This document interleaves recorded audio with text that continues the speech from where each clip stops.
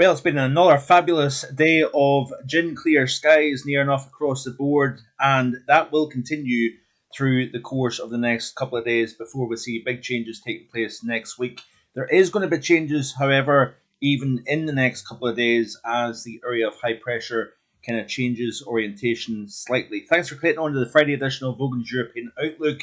This was a picture, in fact, that took a couple of days ago leaving Portsmouth for France and then eventually into Spain. But we've got some continuation of what we've had in recent days. Warm sunshine across many portions of Central Europe, including the British Isles. Temperatures once again into the high teens to around 20 degrees in some spots. And you notice here we're now starting to creep into the 20s in the kind of west central France as well. High teens across Germany, even into Poland, and we're starting to see cooler air once again filtering into Ukraine. We are going to start to see the temperatures coming down here over the next 24 hours or so. This is the current satellite image, actually, and we've got an interesting area of low pressure, as you can see here on the chart, actually centered just to the south of the Algarve here, and we've got a nice interesting hook of cloud. You notice here that cloud is pushing up into the south of France, but of course over central and northern areas it's just completely clear skies. We've got the same across much of Northern Ireland, the Republic, Scotland, England, Wales, all under the sunshine today. And of course we're seeing the big fluctuation between day and night in terms of temperature with this current setup. Now, it's interesting as we go towards the next week, really, we are going to see the changes taking place. Now, there is some variation between the GFS and the ECMWF in terms of the way the pattern changes next week. The GFS kind of sees the demise of the high, it kind of deflates overhead of the UK, and then we see a pretty quick push of low pressure from the Atlantic. And in essence, it almost deflects the cold from coming south over the British Isles.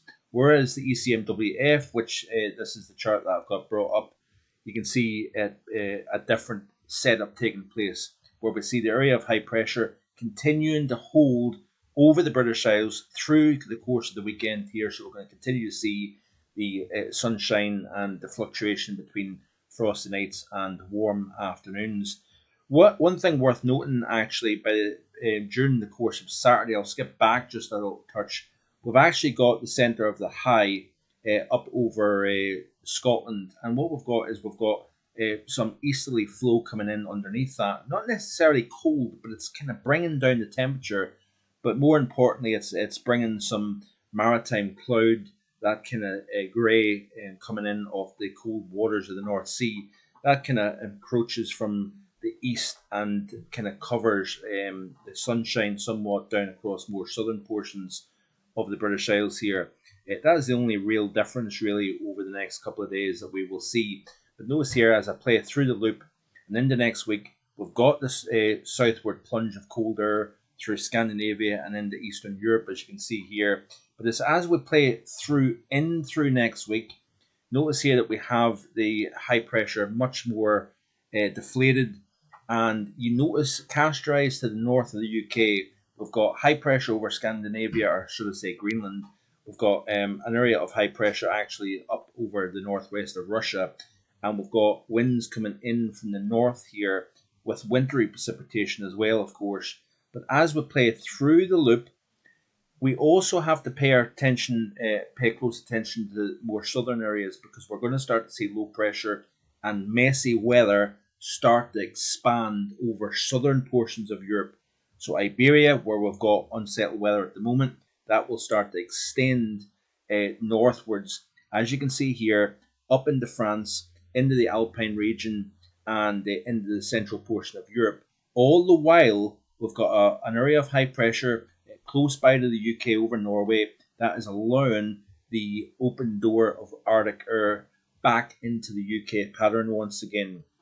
The GFS has low pressure more coming in from the west, stopping that northerly flow in essence here. So this is where the discrepancies come in between the models, and it is still open to question exactly how this pattern changes as we go forward. But as we play through the loop, look at how messy Europe is now over the mainland. Much, much more unsettled conditions here. But look over to the UK. We've got an area of high pressure up towards Iceland and Greenland. We've got the northerly airflow coming in. Yeah, granted, there is the possibility where we've got cold, clear skies over the north and much more unsettled conditions, possibly even still milder conditions, by the way, over the south of Ireland, over the southern portion of England and Wales into the Midlands as well. So, like I say, it's nailing down the details is going to be difficult at this stage. Bear in mind, this is Thursday of next week, so we're still a long way off. But like I say, there is changes coming in. You can see here as I play through, we've got that northeasterly airflow, very cold northeasterly airflow with wintry precipitation. And by the way, you can see that it's starting to sniff out snow showers, sea effect snow showers coming in from the northeast here, crossing over those cold waters. And what's going to be very interesting is does this materialize? Because we've seen it so many times before, and we'll have to just keep an eye on this. How cold is the air as it comes south? Now, I do understand that we're at the end of March now. The sun angle is much stronger now. But we can still get some pretty cold air masses that come down at this time of the year here. It's a very fickle time of the year. You can get summer weather and winter weather in the space of a week, and we've seen that back in 2012. Record-breaking warmth, temperatures as high as 22 Celsius during the month of March in Scotland. Fyvie Castle set a new record, and then a week later we had snow on the ground. And this is the kind of thing that we could see with this type of pattern now. Of course, the stratospheric warming, very influential. 10 HPA down to 50 HPA.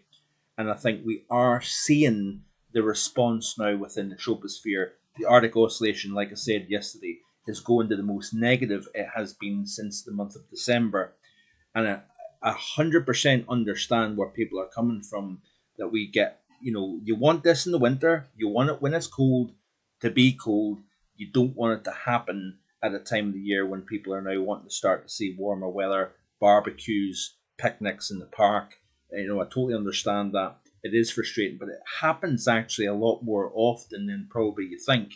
This kind of flip, this kind of snap from warm winter, warm even early spring, you often get a cold spell, even with some surprise snow in it, with this type of setup overall.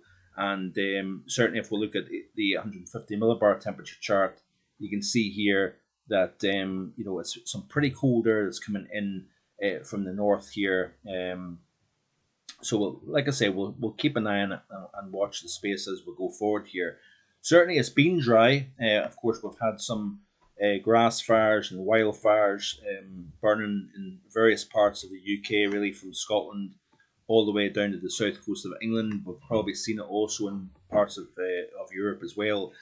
But we've got a big change coming. The GFS extended. This is the precipitation anomaly for the next 30 days. And you can see here a widespread area of above normal precipitation, which I don't think is a bad thing actually as we go forward here. But notice down across Spain, Portugal, right through the southern, the Mediterranean countries really, we've got much drier than normal conditions.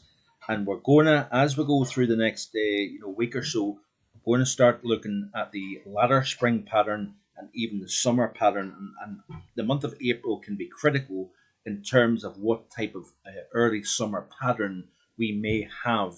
April can be a critical month in terms of what happens further down the road here. So we'll keep an eye on that as we go forward. And the modelling also indicates a big change around. We'll have a look at that actually. I was going to just show you another day, but we'll have a quick check of that. The 2 meter temperature anomaly chart here for the upcoming 7-day period looks like this here. So it's warmer than normal, as you can see here, but then notice the change in the period between the upcoming 7 days and the following 7 days. There's quite a big difference in terms of the temperature here. So this is the 7 to 14 day. So a massive change. It's going to also be interesting to see with this colder weather coming in, how long does it last? Is it just a quick hit, or is it something that kind of lingers through the month of April? I still stand by the fact that I think it lingers through the month of April, based on the type of winter we've had, based on the strat warming, based on the strength of the strat warming as well. But weather has its own mind, and it quite often can kick you in the backside, even when you think you're going to be right. So that's it for today. I hope you have a great weekend ahead. I do appreciate you watching the videos. I do appreciate you sticking by the channel. It's getting to a stage now where a lot of people aren't really as interested in spring and summer weather, but I like to look at the big picture, local as well as global as well as local. That's what I meant. And of course, like, share, and subscribe if you haven't already. Hope you have a great weekend. I'll be back hopefully again tomorrow with more. Bye for now.